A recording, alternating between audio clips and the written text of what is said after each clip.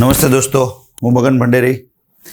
આજે આપણે ફેક્ટ ચેકની અંદર વાત કરવાના છીએ ટ્રેડ ફંડ વિરુદ્ધ ટ્રસ્ટનું એકાઉન્ટ. તમે અવારનવાર દરેક લોકો પાસે આવું વસ્તુ સાંભળતા હશો, પણ હકીકત આ વસ્તુની પાછળ સત્ય શું છે ને એ તમને સમજાવું. આની અંદર કોઈ પડવા જેવું નથી. દરેક લોકો શું કરે છે, આવા નાના માણસોને ધંધે લગાડે કે અમારી પાસે 200 કરોડનું ને 2000 કરોડનું ટ્રેડ ફંડ પડ્યું છે. હવે એક કલ્પના કરો તમે કે જેની પાસે 200 કરોડ કે 2000 કરોડ હોય તો એ તમારા જેવા ગામડાના અથવા સુરતના જે લોકલ દલાલ લોકો હોય કે જે જમીન લેવે છે, તો એની પાસે શું કામ આવે લઈને આવી વાત? એની પાસે કોઈ નહીં હોય ટ્રસ્ટી. જે 200 કરોડનો માલિક હોય એ ડાયરેક્ટ જે મોટા મોટા ટ્રસ્ટ છે, ઇસ્કોન છે, BAPS છે, એની પાસે નહીં જઈ શકે? જઈ શકે છે, છતાંય તમારી પાસે શું કામ આવે? કારણ કે એને ખબર જ છે કે ઓલા લોકો પાસેથી કાંઈ મળવાનું નથી, એને કોઈ લાલચ છે નહીં. એને તો જે કંઈ છે આવકને બધું છે વેલ સેટ બેઠું જ છે. લાલચ કોને છે? આપણને છે કે 200 કરોડનું ટ્રેડ ફંડ છે તો આપણને એમાંથી ABC એટલા મળશે, નામ મળશે ને મીડિયા મળશે એટલે એટલા કરોડ મળશે.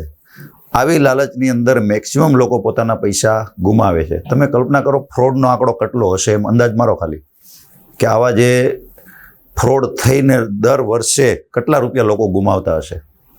આપણે આખી સિસ્ટમ ચેન્જ કરવાના છે. એક પણ રૂપિયો કોઈનો આવો ખોટો નહીં જાય. આ વિડીયોના માધ્યમથી સિસ્ટમ ક્રિએટ થઈ રહી છે. જે ફોર્મ્યુલા લાગુ થશે એમાં કોઈની તાકાત નથી કે એક રૂપિયો કોઈ નાના માણસના મહેનતનો પૈસો ક્યાંય જઈ શકે. પણ આના માટે આપણી પાસે નોલેજ હોવું જરૂરી છે. આની પાછળનો આખો ખેલ હું છે એ તમને સમજાવું. આ લોકો શું કરે, ટ્રેડ ફંડના નામે તમને એવું કહે કે ભાઈ તમે ટ્રસ્ટનું એકાઉન્ટ આપો અથવા આવું કોઈ એકાઉન્ટ આપો કે જેમાં પૈસા લઈ શકાય, બરાબર. અને એ લોકોનો આગ્રહ એવો જ હોય કે મિનિમમ તમે હવે માનો કે ટ્રેડ ફંડ હોય તો તમે 2 લાખનું દાન તો કરી શકો, 5 લાખનું કરી શકો, પણ એ લોકો એમ નહીં કહે 2-5 લાખમાં હાથ નહીં પાડે. એ શું કહેશે તમને? મિનિમમ 5 કરોડ 10 કરોડથી સ્ટાર્ટ થશે. એટલે શું થાય, તમને 50% કાઢ્યું એટલે તમારા 2.5 કરોડ ગોતવાના.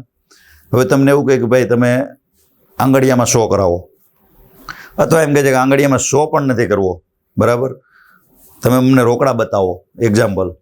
એને ગમે એમ કરીને તમારા પૈસા લેવા હોય. આખું એક જો તમે કલ્પના કરો કે તમારા એકાઉન્ટમાંથી વગર OTP પૈસા લોકો કાઢી શકતા હોય. હમણાં જ ન્યૂઝમાં હતું 75 લાખ રૂપિયા વગર OTP કાઢી લીધા, બરાબર. શું થાય? કાંઈ નહીં, તમારી મહેનત વહી જાય. માનો કે બેંક મેનેજર, હમણાં આવ્યું હતું, બેંક મેનેજર જ ફૂટી ગયો, બરાબર, અમુક પૈસાની લાલચમાં. તો મેનેજર તો શું ને થોડાક દિવસ જેલમાં જશે ને આમાં ક્યાંય ફાંસીનું પ્રાવધાન છે જ નહીં. હાઈકોર્ટ બધાને આપી જ દે છે જામીન.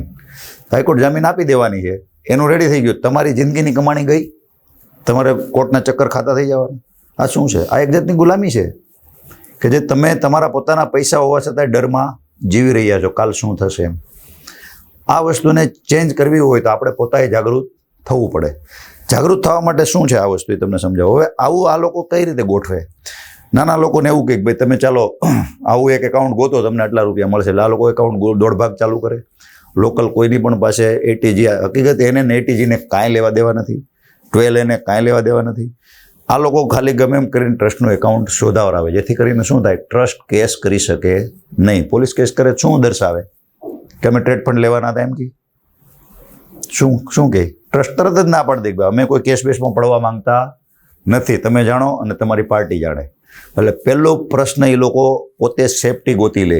આપણે આ વસ્તુ પર ધ્યાન દેતા નથી કે આ ટ્રસ્ટ જ શું કામ ગોતે, બરાબર.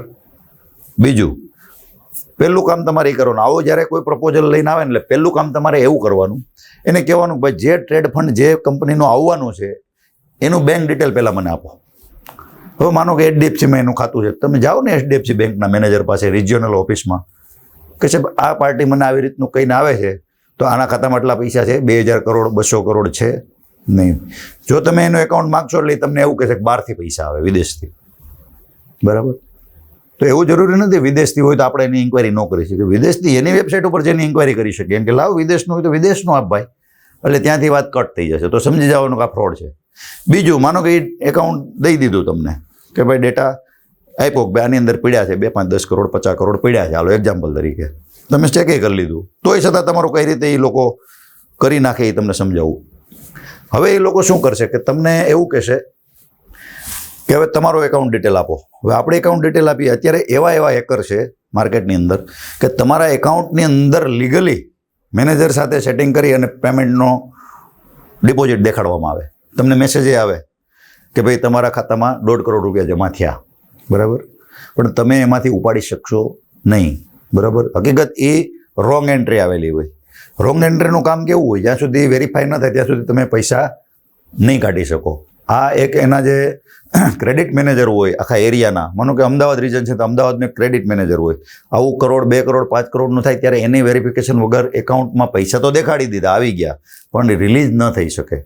અને રિલીઝ કરવાનો ઓપ્શન મૂકેલો હોય, માનો કે તમે કોઈ મોટી લોન લ્યો છો, બિઝનેસ લોન, તો તમારે એની અંદર કન્ડિશન મૂકેલી હોય, ભાઈ 70 લાખની લોન મંજૂર થઈ ગઈ. હું તમને આનો પુરાવો પણ આપી શકું જોતો હોય તો, ઇન્ડસઇન્ડ બેંકનો, કે 70 લાખની લોન મંજૂર થઈ ગઈ, બેંકમાં મેસેજ આવી ગયો 70 લાખ રૂપિયા, 79 લાખની લોન થઈ હતી. એમાંથી પાર્ટિકલ વિડ્રોલ લખેલું હતું 10 લાખ રૂપિયા, એટલે 10 લાખ રૂપિયા તમે ઇન્સ્ટન્ટ ઉપાડીને વાપરી શકો, બાકીના પૈસા તમારે પછીથી વાપરવાના છે, બરાબર. હવે આનો મતલબ શું થયો, તમને આવું કે એ લોકો ભાઈ તમારા ખાતામાં પૈસા નાખે, તમે એટીએમમાં જઈને કાઢી લ્યો, તો આ લોકોની પાસે આવી સુવિધાઓ પણ છે. આ સુવિધા પાછળ આપણે કોઈ જાણકારી લીધી નથી કે બેંકમાં કઈ કઈ પ્રકારની સુવિધાઓ હોય. હવે માનો કે એણે 1.5 કરોડ નાખ્યા, એમાંથી એણે 50,000 કે લાખ રૂપિયાનું પાર્ટિકલ વિડ્રોલ મૂકેલું છે, એટલા પૈસા એને લીગલી દીધા જ હોય ત્યાં મેનેજરને, જે તે મેનેજરને. હવે તમે એટીએમમાં કાઢવા જાઓ એટલે 50,000 ઉપાડ્યા, એટલે તમને શું થયું, 1.5 કરોડ આવી ગયા. એટલે તમારા જે બાકીના પૈસા હતા તમે એને ચૂકવી દીધા. 2 દિવસ પછી આ પૈસા આખા તમારા ખાતામાંથી ઉડી જાય. તમે શું કરી લ્યો, ક્યાં કેશ કરવા જાઓ, ક્યાંય નહીં. એટલે આટલા પ્રકારની આ મોડસ ઓપરેન્ડી અપનાવે છે. એટલે આ લોકોને ખાલી એક જ પ્રશ્ન કરવાનો કે ભાઈ 200 કરોડ કે 2,000 કરોડ એ પાર્ટીનું બેંક એકાઉન્ટ આપો ને, બરાબર. બેંક એકાઉન્ટ એ લોકો પહેલાં તો આપશે નહીં, અને આપી દે તો તમે બેંકમાં જઈને તપાસ કરી લ્યો, બરાબર, કે રિયલ આ ફંડ નાખી શકાય કે ન નાખી શકાય, મારા એકાઉન્ટમાં તો હું લઈ શકું કે ન લઈ શકું.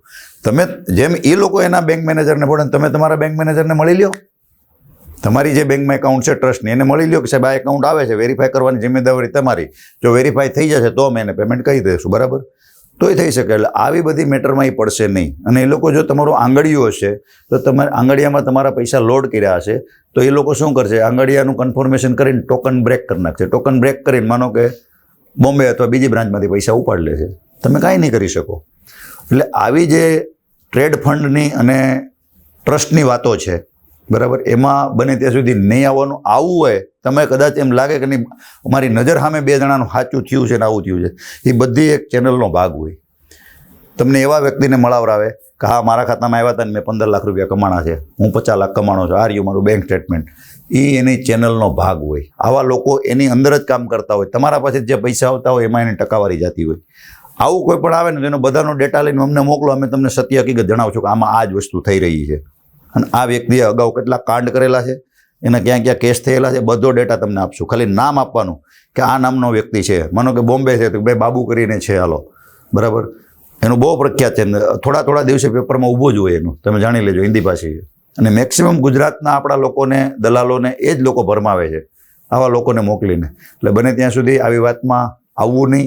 અને આની વિશે કંઈ પણ વધારાની તમને માહિતી જોતી અથવા તો અમારી કોઈ ટીમને હારે રાખીને તમારે આ કામ કરવું હોય જેથી કરીને તમે તમારા પૈસા ગુમાવો નહીં, તો પણ અમારો કોન્ટેક્ટ કરજો. જય હિન્દ, જય ભારત.